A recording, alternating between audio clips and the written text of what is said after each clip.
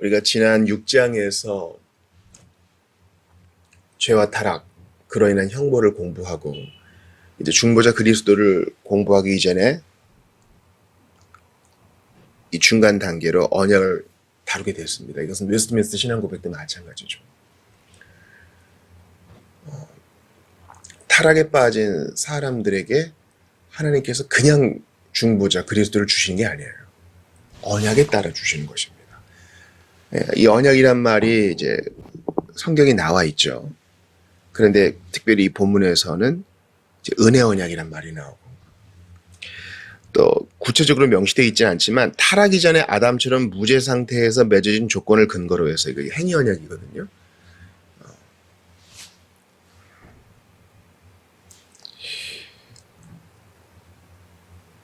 그러니까 이런 언약에 따라서 주께서 중보자를 주셨다. 이게 우리의 아주 중요한 개념이에요. 그냥 어떡하지? 하나님이 그 주먹구구식으로 당황해서 안 되겠다 이렇게 하신 게 아니란 것입니다. 이것은 영원전의 성부와 성자 사이에 체결된 약속이요. 물론 이것을 언약으로 얘기하는 것은 거기에 맹세가 개입되기 때문입니다. 그러니까 반드시 그렇게 되는 거예요. 주님이 스스로 그렇게 의무 지우셨어요. 또 이것 또한 은혜로 되어지는 것입니다. 혹자들은 얘기하실 거예요. 왜 성경에도 없는 행위 언약, 또 성경에도 없는 은혜 언약, 왜 이런 말을 만들어가지고 사람을 헷갈리게 하느냐. 그냥 고지고대로 성경 경이 아니냐. 이 경에 있는 말씀을 그대로 받는 게 중요하지. 뭘 또 그런 인간적인 용어를 만들어서 사람을 헷갈리게 하고 또 이것을 뭔가 좀 신학적으로 철학적으로 만들려고 하느냐, 있는 척 하느냐 이렇게 얘기합니다. 그러나 여러분 사실 이러한 용어들은 수백 년 전부터 있어 왔고요. 또한 이러한 용어들은 우리가 뭔가를 이해하는 데 도움을 줘요. 체계를 갖추어서 이해하는 데 도움을 줍니다. 그리고 이 용어 자체보다 중요한 것은 이 용어가 가리키는 내용이겠죠. 제가 이제 성도들하고도 수차례 얘기했는데 여러분 우리 형제와 자매 중에 사도신경을 받지 않는 이들이 있어요. 아까 제가 말씀드린 이유죠. 우리는 차라리 성경의 표현 그대로 돌아가겠다. 성경에는 니케아 신경, 사도신경이 없으므로 우리는 그런 문서에 매이지 않겠다 하시는 분들 중에는요. 우리와 똑같은 믿음을 공유하시는 분들이 있어요. 표현은 받지 않지만 그 내용은 받으시는 분들. 그들은 삼위일체를 믿어요. 그리고 언약이란 말은 하지 않지만 예정도 믿어요. 택자와 유기된 자가 있다는 것도 믿어요. 복음 전파에 대한 내용도 믿어요.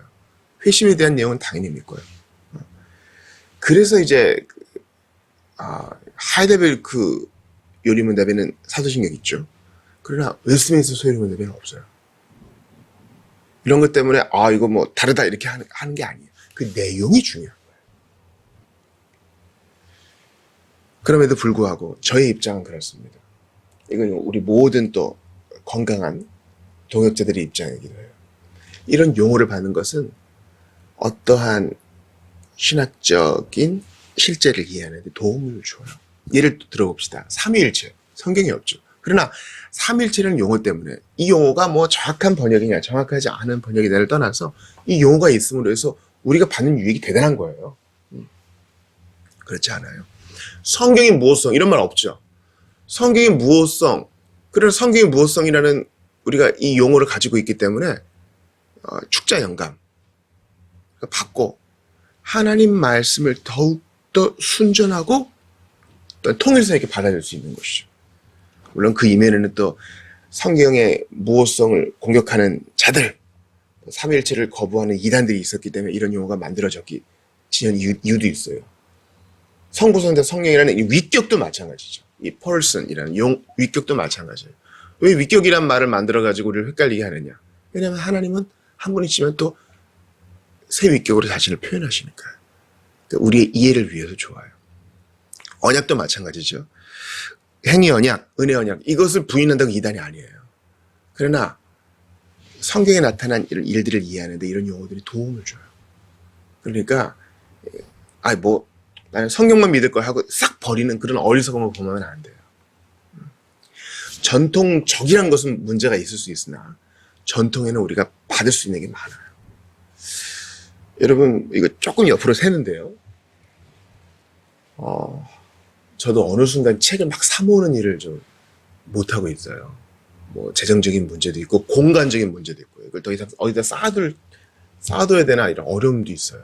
그럼에도 불구하고요. 쏟아지는 책들 가운데 양서를 골라내서 읽는 것은 대단히 우리에게 중요한 일이에요. 여러분 기억하세요. 우리가 주님 나라 갈 때까지 또 주님 재림하시기 전까지 이런 복된 책들을 통해서 성경을 이해하는 안목을 키우는 거 대단히 중요해요. 요즘 부흥과 개혁사에서 나오는 성경신학 시리즈 여러분 일독을 권해요. 참 좋은 책들이에요. 시간 지날수록 성경에 대한 이해를 돕는 이런 책들은 참 적극 추천할 만해요. 그런데 말이죠. 나오는 책들을 다 볼 수도 없죠. 시간도 없고 돈도 부족하고 우리 체력도 부족하고요. 왜냐면 조금 책 보다 보면 눈이 찜찜하고 우리 기억력에도 한계가 있잖아요. 그러므로 좋은 책들을 권해서 읽는 게 중요해요. 선별해서 읽는 이런 안목이 중요해요. 그러려면 기독교 역사상 중요한 고전들을 쫙 이렇게 볼 필요가 있어요. 그것이 뭔지를 이렇게 구분해내고 또 권위 있는 저자가 누군지를 기억해내서 그들의 작품들을 보는 것이 참 중요하죠. 이 언약은 그런 맥락에서 만들어진 거예요. 그냥 필요해서 우리 목사님이 만든 말이 아니라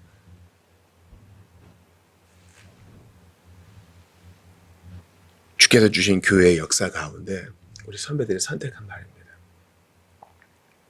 그래서 성경에 있는 여러 가지 언약이라는 것들을 이렇게 종합해 보니 그것이 하나의 체계가 있고 그것이 행위 언약과 은혜 언약으로 나뉘어져 있다. 그런데 행위 언약이든 은혜 언약이든 다 은혜가 개입된 거예요. 자, 보세요. 1항에 보세요. 하나님과 피조물 사이의 간격은 너무나 크죠. 더구나 이 피조물 중에 제일이라고 하는 이성을 가진 피조물은 창조자 하나님께 순종할 책임이 있어요. 나 뭐 이거 줘요 저거 줘요 뭔가 권리를 요구하기 전에 마땅히 주님께 순종할 책임이 있어요. 왜냐면 그분은 창조주시니까.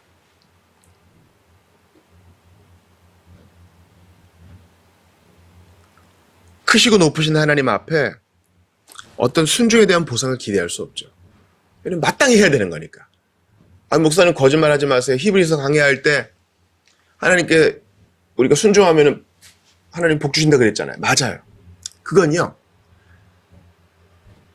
나의 순종에 대한 등가 교환이라는 원리로 상을 주는 게 아니에요.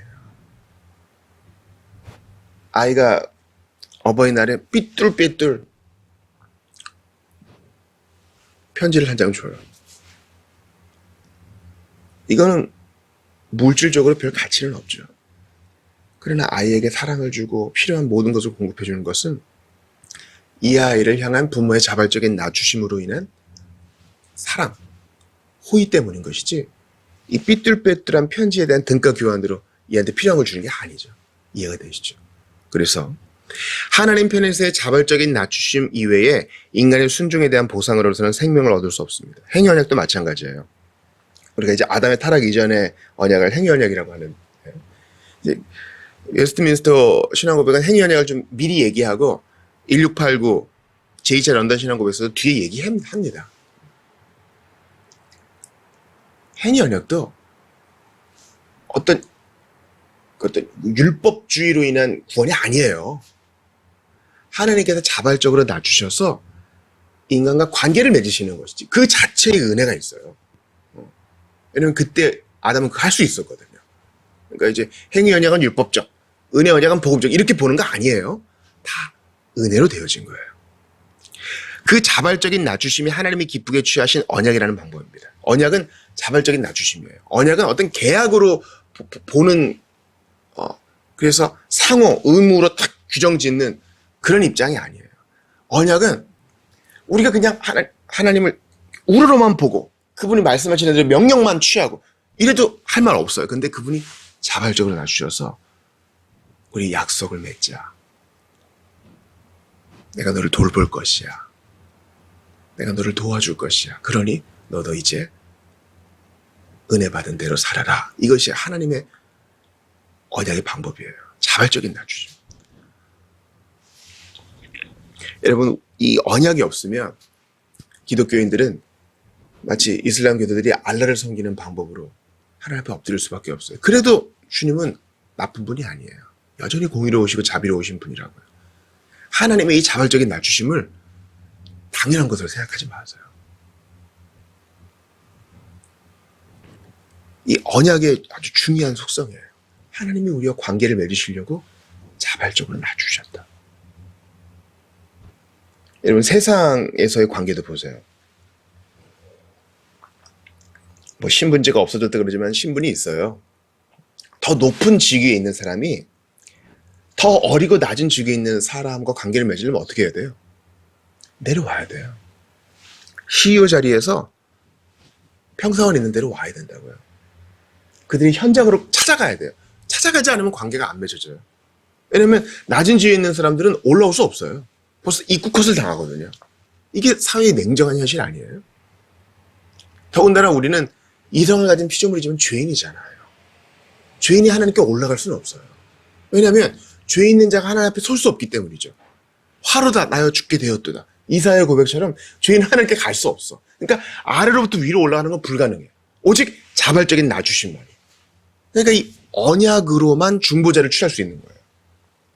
우리가 중보자 할 때 히브리서에서 배웠죠. 하나님은 중보자를 우리에게 주실 의무가 없어요. 잘못한 사람에게 벌을 주고 잘한 사람에게 상을 주는 게 하나님의 일인데 중보자 줘요. 우리가 요구할 수 없죠. 하나님이 자발적인 낮추심으로 중보자를 허락하신 거예요. 이 양도 보세요. 더욱이 사람은 타락하여 아까 본 거죠. 율법의 저주 아래 빠졌기 때문에 하나님은 은혜 언약을 맺기를 기뻐하셨습니다. 하나님은 은혜 언약 통해서 죄인들에게 예수 그리스도로 말미암은 생명과 구원을 값없이 제공하셨습니다. 주님은 죄인들에게 믿음을 요구하셔서 이렇게 믿음으로 나올 때 구원받도록 하십니다. 주님은 그렇게 영원한 생명으로 정해진 모든 자들에게 기꺼이 믿고 믿을 수 있도록 힘주시는 성령을 약속하십니다. 은혜 언약의 내용이에요. 모든 언약은 다 하나님의 독생자를 믿고 회개하는 자에게 하나님께서 구원을 주신다는 그 내용을 담고 있어요. 로마서 3장 20절 21절 봅시다. 그러므로 율법의 행위로 그의 앞에 의롭다 하심을 얻을 육체가 없나니 율법으로는 죄를 깨달음이니라. 이제는 율법에 하나님의 한 의가 나타났으니 율법과 선지자들에게 증거를 받은 것이라. 아, 그래. 하나님은 죄와 비참으로 하나님과 관계가 끊어진 자들을 그냥 버려두지 않으시고 에덴 동산에서부터 언약을 체결하셨는데 그 언약은 바로 그리스도를 믿음으로 체결되는 거예요. 로마서 8장 3절 보세요. 율법이 육신으로 말미암아 연약하여 할 수 없는 그것을 하나님은 아시나니 곧 죄로 말미암아 자기 아들을 죄 있는 육신의 모양으로 보내어 육신의 죄를 정하사. 그러니까 하나님의 은혜 언약, 그 복됨에 들어가려면 예수 그리스도를 믿어야 돼요. 이 주님의 방식이에요. 은혜 언약의 최정점, 독생자를 가리키고 있어요. 예수님을 가리키고 있어요. 그러므로 예수님을 믿는 것, 우주적인 사건이에요. 예수님을 믿는 것은 하나님과의 관계가 회복될 수 있는 유일한 길이에요. 하나님이 정하신 유일한 방법이니까요. 마가복음 16장 15, 16절 보세요. 온 천하에 다니며 만민에게 복음 전파하라. 믿고 세례받는 사람은 구원 얻을 것이요 믿지 않는 사람은 정죄받으리라. 이 믿음이 뭐라고? 믿는 사람은 구원받고 믿지 않는 사람은 정죄를 받으리라. 은혜 언약의 수혜자가 되는 방법은 믿는 것밖에 없기 때문에.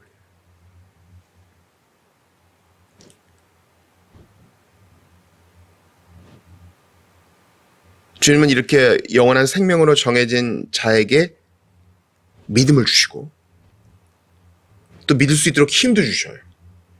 바로 성령을 약속하시는 거죠.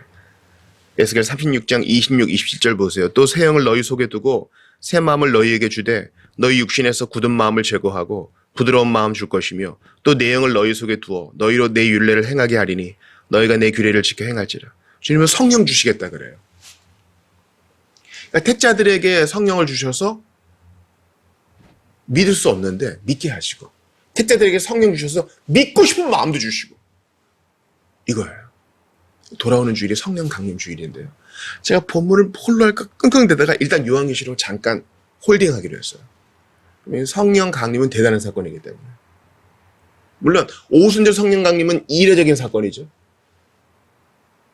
그러나 그로 말미암아 이제 모든 믿는 자에게 내주하시는 성령, 그분을 의지할 수 있게 되었다는 것은 이제 우주적인 사건이에요. 하나님의 언약으로 우리에게 약속하신 것이기 때문에 받아야 돼요. 그래서 여러분, 주님이 너희 중에 누가 아들이 떡을 달라 하면 돌을 주고 기도를 권하는 것 같죠? 그 정점은 뭐예요? 성령을 주시지 않게. 자, 주님이 구하고자 하는 마음도 주세요. 구하고 싶은 마음도 주세요. 이게 은혜 언약의 내용이에요. 그래서 성령을 주세요. 그래서 중보자의 모든 은혜 언약의 그 유익을 누리게 하세요. 그러니까 이게 은혜 언약이 나 50, 너 50 이런 게 아니에요. 주님의 일방적인 자발적인 낮추심이라고요. 그러니까 예수 믿은 사람은요, 이 은혜 언약의 하나님의 주도권 앞에서 내가 뭐라고 여기에 거꾸러지는 거예요. 왜 내가 뭐라고 이렇게 동등하게 앉아서 나와 계약을, 언약을 체결하시는 거지? 나는 너의 하나님이 되고 싶고 너는 내 백성이 되리라. 나는 너의 아버지가 되고 너는 내 자녀가 되리라. 이 주님의 이 일방적인 사랑의 부어주심에 회심하게 믿은 사람은 어안이 벙벙한 거예요. 그러니 즐거운 신속히 그분께 목숨을 안 바치고 배길 수 있어요? 예수 믿는 신앙은요, 이거에 저거에 잔소리하는 신앙이 아니에요. 상황도 보세요. 이 언약은 복음 안에 계시되었고 먼저는 아담에게 계시되었고 점점 이렇게 진전되고 완성되어 갑니다. 이게 이제 제2차 런던 신앙고백서의 독특한 내용이에요. 이 점진적인 계시의 확장에 대해서 얘기합니다. 웨스트민스터 신앙고백서와는 좀 다른 내용이죠.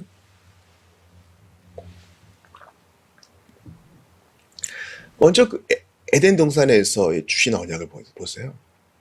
여자의 후손과 뱀 사이의 어떤 갈등에 대해 얘기하죠. 여자의 후손 뒤 범위가 넓잖아요. 왜냐면 이제 아담과 하와 이후에 태어나는 모든 사람은 다 여자의 후손이니까요. 우리는 이제 신약적 입장에서 그분이 그리스도라는 걸 알지만 이게 뭘까? 그런데 노아 언약이 있죠. 노아 언약 때는 모든 피조물들과 또 주님의 언약을 맺으시죠. 아브라함 언약이 있죠. 이제 아브라함을 통해서 히브리 민족이 딱 시작되니까 이제 민족적으로 딱 언약이 체결되죠. 모세 언약, 시내산 언약도 보세요. 이제는 출애굽한 백성들, 그죠? 이제 광야 교회에 주님이 딱 언약을 체결하시죠. 다윗 언약도 보세요. 이제는 한 왕국과 한 지파가 딱 정해지죠. 그러니까 점점 계시되고 분명해지는 게 있잖아요. 이걸 통해서 주님이 깨닫게 하시는 건 뭐예요? 나 너랑 약속 맺었고 이 약속은 맹세로 되어진 것인데 분명히 되어질 거야. 오실 그리스도를 바라보라. 이 내용이에요. 에덴 동산에서 범죄한 인간에게 주신 그 여인의 후손이 다윗 언약에서는 어떻게 돼요? 너의 핏줄에서 한 아이가 날 것이다. 이사야가 얘기하잖아요. 임마누엘. 에스겔이 얘기하잖아요. 성령을 부어주신다. 점점 확장되고 점진되고 계시의 폭이 넓어지는 특징이 있습니다.